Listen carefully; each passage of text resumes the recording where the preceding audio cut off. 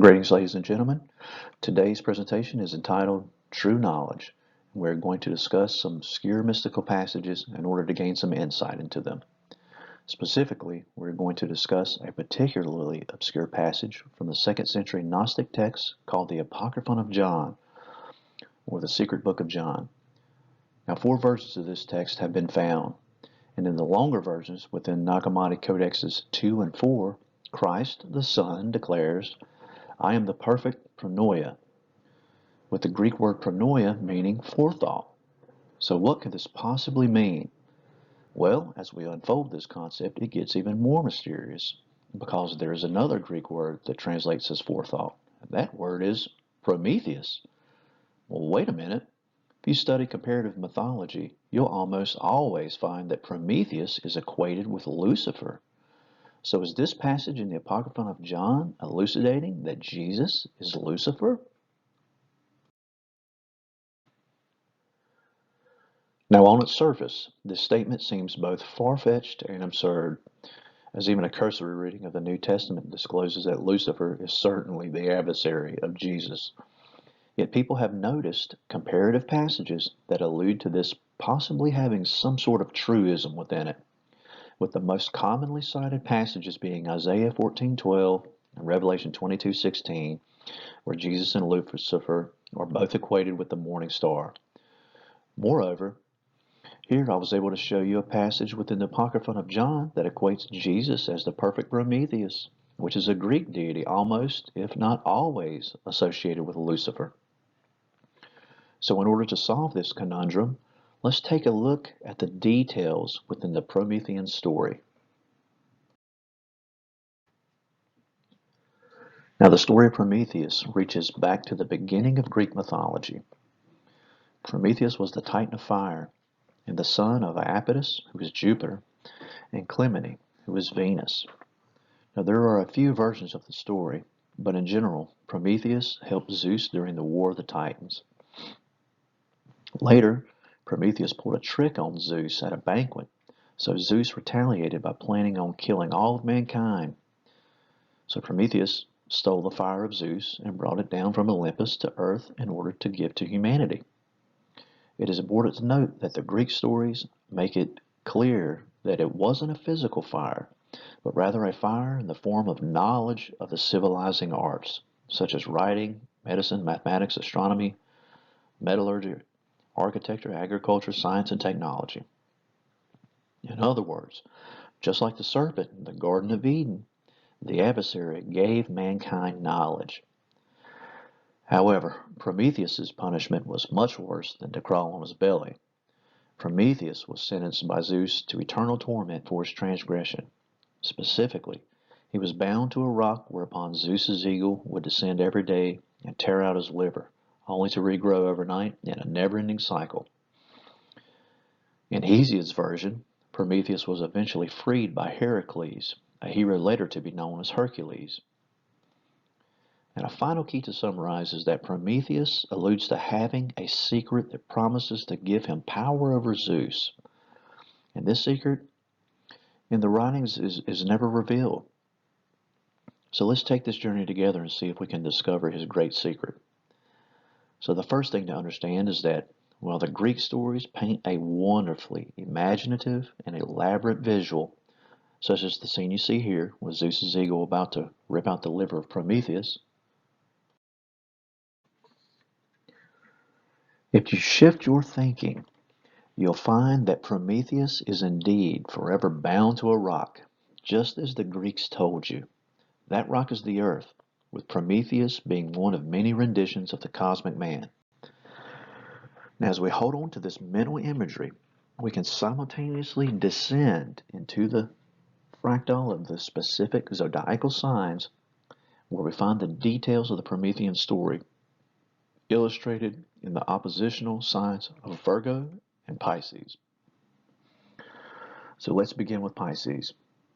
The first thing we can discover is that a great majority of all Greek mythologies begin in Pisces, which is the 12th house. In one way, this makes sense, as the Greeks are predominantly a seafaring people, and the sign of Pisces is a water sign. But we must think deeper because this answer is only partially satisfactory. Because what does not make sense is why they would begin their cultural heritage and perspective from the 12th and last sign. Wouldn't it make more sense to begin at the first sign? Of course it would. However, the ancient Greeks were much more clever than modern humanity gives them credit for. To find the answer, we must understand the multiple cosmic cycles nested within the heavens. Now, most people are familiar with the solar year, which begins in Aries.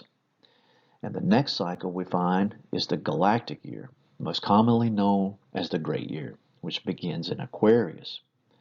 However, this is where most people's knowledge of the heavens hit a brick wall, and to go any further seems to be a stretch of the mind. So please know that the ancient Greeks mapped out as far as the supergalactic year. And this year begins in the sign of Pisces. In fact, most people don't know that our Earth is located within the sign of Pisces. Did you know this? Well, the ancients knew this. It is also echoed in Judeo-Christian scriptures, where Isaiah, then Jesus, refers to the Earth as God's footstool. And the Hindus knew this as well, where they disclosed that the Earth is located within the toe of Mahavishnu. Now let's take a look at Pisces, and we see that it is a symbol of two-banded fish. Now, each age has its epithets, so keep in the back of your mind that Pisces is not only the bound sign, but is also known as the age of lust, the age of drunkenness, as in being lush, the age of forgetfulness, the age of sleep and dreaming, the age of suffering, the age of sorrow, the age of prison, and the age of hell. Notice that your foot has a heel, and the greeting during this age is hello. Now let's explore Pisces from the planetary level. Here we find that Pisces is exalted by Venus, ruled by Jupiter, and rejoiced by Saturn, or alternately Neptune. Now it is very easy to see the Christian cosmology come to life as Jesus or Jupiter is the ruler of the age of Pisces, Lucifer or Venus is exalted in Pisces, and Saturn or Satan rejoices in Pisces. It is for this very reason that Lucifer is commonly conflated with Satan, although they are two separate and distinct deities. So in the sign of Pisces, we have the greater benefic being Jupiter, along with the greater and lesser malefics, Saturn and Venus. You may also notice that Neptune's trident is synonymous with Satan's pitchfork. And just the same, you'll find the ancestral story of Prometheus in Pisces. His father is Iapetus, who is Jupiter, and his mother is the Oceanid nymph, Clymene, who is Venus, and finally Saturn plays the part of Zeus. This is why Prometheus tricks Zeus into eating a bag of bones, because Saturn rules the bones.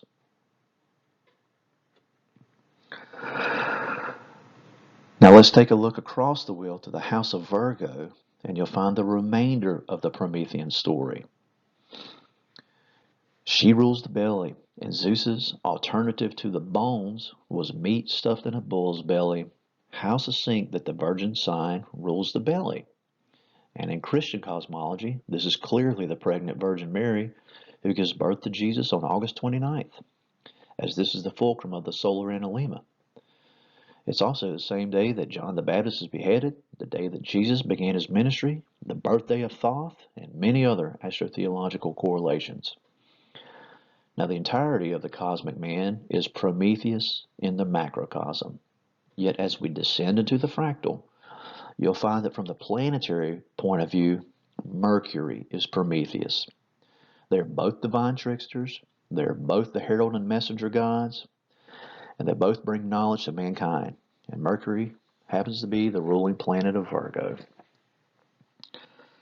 Now looking at the celestial dome, and in particular if you wish to peel it back and lay it flat around the zodiac, like a flower, observe that the constellation Hercules is above Virgo and the constellation Lyra is west of Hercules.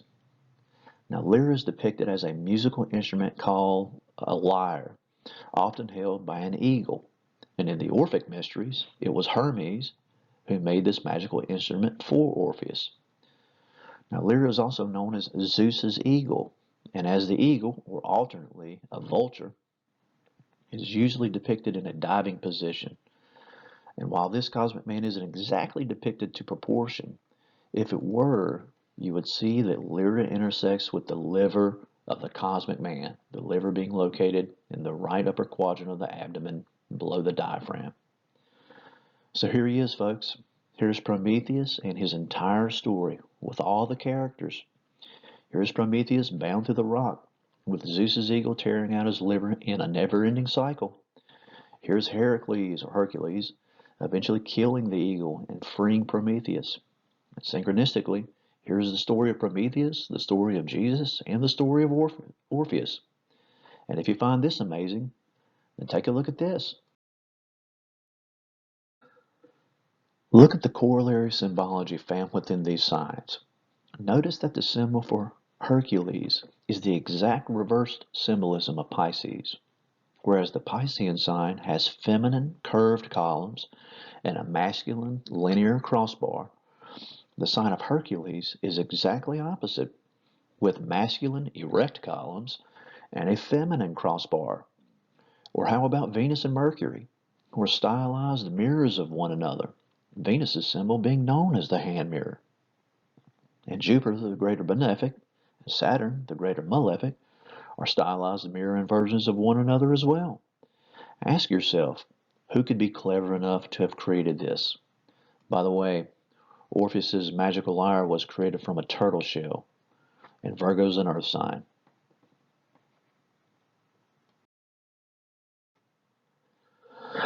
So some of you may be familiar with the famous Byzantine painting of the Christ Pantocrator of St. Catherine's Monastery, located at Mount Sinai, dated to the 6th century AD. This depiction of Jesus is agreed by many scholars to depict the dual nature of Christ, which I partially agree with. However, these same scholars postulate that the right side supposedly depicts the qualities of human nature, while the left side depicts his divinity. And with this, I disagree. Instead, I offer the following solution. And the first thing we must do is orient the image to the correct polarity. So the question is posed again. Is Prometheus more like Jesus or Lucifer? I mean, on the left hand, you have both Prometheus and Lucifer disobeying God, while on the right hand, you have both Prometheus and Jesus being the savior of humanity. In order to explore this further, let's take a moment to explain the schema of savior figures within the Greek mystery cults. The ancient Greeks delineated between three types of saviors, which they called heroes. They were categorized in the Plutonian order, the Neptunian, and the Jupiterian orders, also called allotments. Now, the Plutonian order was the lowest allotment and consisted of a display of mundane heroism on this mundane plane of existence. This order was reserved for the common hero, such as a general on the battlefield. The next higher order was that of the Neptunian allotment. This type of hero was only able to save himself and no one else. Now, this may sound a bit backwards from the Plutonian order, but the type of heroism that the Greeks were alluding to within this order was a spiritual heroism. In other words, this type of hero was a spiritual hero and was able to spiritually save himself. Odysseus is an example of a Greek hero of the Neptunian order, as he was only able to save himself while his entire crew perished. And if you wish to equate this to Eastern spirituality, it would be akin to the type of Brahmin that attains liberation, then walks out into the woods, never to be heard from again. Now, the highest allotment was the Jupiterian order. This allotment was reserved for the hero that not only saved himself, but attempted to save others as well. And in the East, this would be akin to the type of Brahmin that attains liberation, then chooses of his own free will to stay at the ashram and teach his fellow Brahmins. And a perfect living example of this is with Sri Ramakrishna, who lived in the 1800s. Now, if you guessed that Jesus is a hero of the Jupiterian order, you'd be correct, as we can see that in the story of Jesus, he attempted to save his fellow human. In fact, Jesus could be equated to a kind of super benevolent version of the Jupiterian order, in that he did not need to attain enlightenment because he was born enlightened. And in this way, he was the perfect pronoia, or the perfect forethought. Furthermore, his message was not only to save a select few, but all of humanity. So Jesus is a kind of special case of the Jupiterian order. And we shouldn't neglect to mention the synchronicities of Jesus with Zeus, or Jesus, or Jupiter Zeus, or Jove and Jehovah. So now, let's take a look at Christ's Pantocrator in a mirrored composite in order to extrapolate more information. So starting from the top, notice that the negative image on the left has a parabolic head and halo, while the positive image on your right displays the corollary opposite, which is a vesica-shaped head and halo. And we know that Christ is associated with the Vesica Pisces and the Piscean age. Notice on the left, the image has a strongly pointed brow, while the brow line on the right image is softened. Notice the hardened eyes on the left, opposed to the caring eyes on the right. Notice the nasolabial folds and overall hard lines and sunken cheeks on the left, as opposed to the suppleness of the image on the right. Notice the darkened, shadowy complexion on the left image, as opposed to the soft and milky complexion on the right. Notice the pointed, Dracula-like collar on the left, opposed to the open and honest collar on the right. Finally, notice on the left, his hands clutching a closed and locked Bible, while on the right, his hands are open and suggestive of teaching. And if you wish to look at this from the emotional point of view, it overall conveys the difference between selfishness and selflessness. So while I agree that it does somewhat convey the duality of Christ, I disagree that it portrays God and Jesus. Rather, it portrays Jesus and Lucifer being the good and bad sides of man. A more common imagery is the shoulder angels, where the angel on the right shoulder is your conscience and the devil on your left is temptation. So ladies and gentlemen, this concludes the true knowledge of Prometheus. So how do you choose to view him? Do you see him as the savior of humanity? Or do you castigate him because he disobeyed God?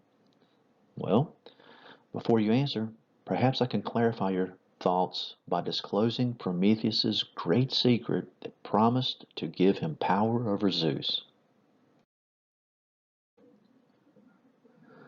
Prometheus stealing the fire of Zeus is a metaphysical allegory for a physical man that attained a pineal activation, for a man that attained salvation, liberation, emancipation, a man that became the Christ, the Buddha, the Zoroaster, Osiris, Thoth, the Savior. This is the great secret of Prometheus, for he now holds the absolute knowledge of God, and it is this knowledge that most threatens the world order or the status quo. For if a man can prove this, it also proves many other things. It proves that magic is real, that gods are real, and both eternal heavens and infinite hells are very real.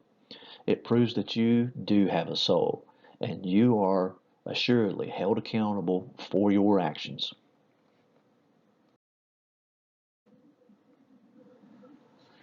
Now, most people have a preconceived image in their mind that a pineal activation comes from meditation, such as this image of a Buddhist monk.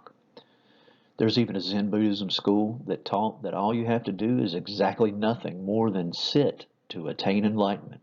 It was called the lazy man's path to enlightenment, and even flaunted that no one could mess it up. So I don't want you to think that I underestimate the benefit of meditation. And I can't speak for anyone who may have attained enlightenment in this manner. I can only speak for myself. And in my case, it did not come through meditation. It came from concentration, which is the exact corollary opposite of meditation.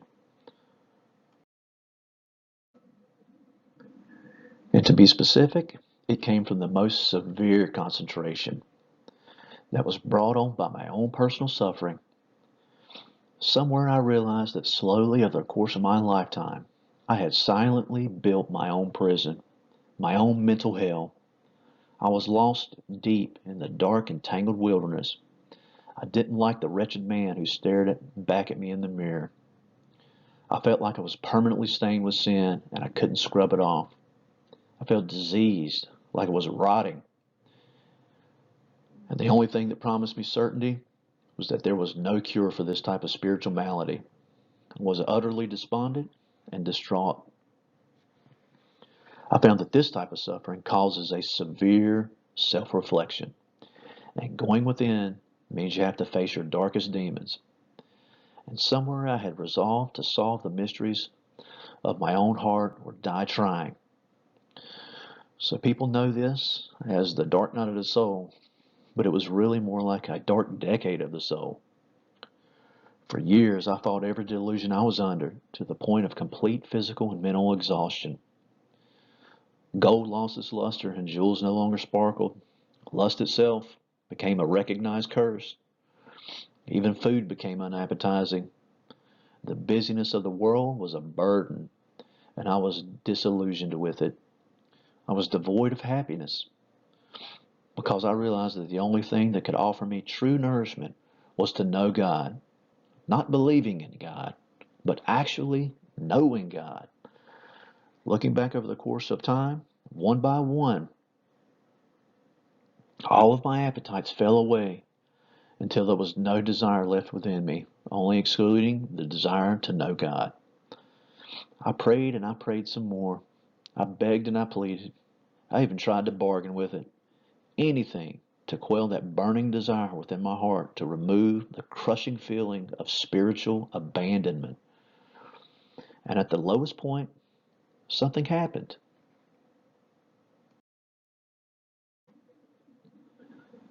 I surrendered. I had no proof, yet in this deadening silence, I still chose to give myself to God. I released myself to the Creator. I came to the conclusion that the only way I could ever know God is when I die and cross over to the other side. So I laid down my sword and committed myself to leading a pure and simple life in the faint hope of attaining some amount of personal purification that may be deemed at least worthy enough to stand in the smallest corner of the shadow of God when my time came. And this portion of my journey was a few years long. I found myself walking in the woods a lot. I found myself taking slow sips of peaceful pleasure in the simple things, such as the blossoming of spring flowers and the warmth of sunshine. I found myself being at peace with the world. And then something else happened. Lo and behold, God revealed itself. With my wife as witness, it appeared as a Merkaba before it entered me. It burst my pineal open and all seven chakras through a process that lasted 3.5 months. A process that crescendoed in the lifting out of either my shadow or my soul and pulled it over the horizon. I am living proof that you can attain the impossible. And now I see the light. I see it in everyone and in everything.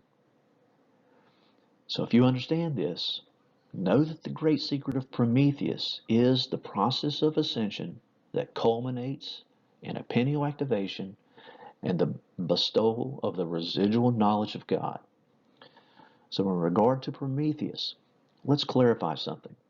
Prometheus is anchored in the misoriented viewpoint that his specific disobedience was that he stole the fire from God, which is metaphorical for a pineal activation. But truly, you must understand that a pineal activation is not stolen from God. Rather, a pineal activation is earned from God, and by the grace of God alone. So from my point of view, Prometheus has more in common with Jesus.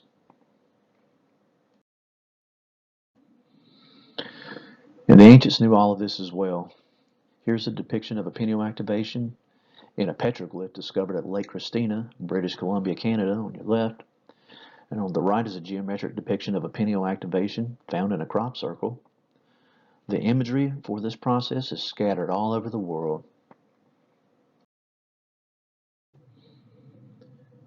And if you prefer this imaginative rendition in order to orient your mind, here's a modern depiction of a pineal activation by what I call the Matrix Man.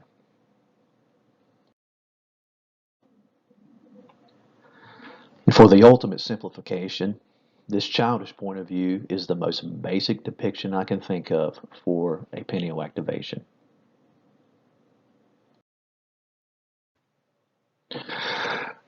So pending your questions and comments below, this concludes my presentation, ladies and gentlemen.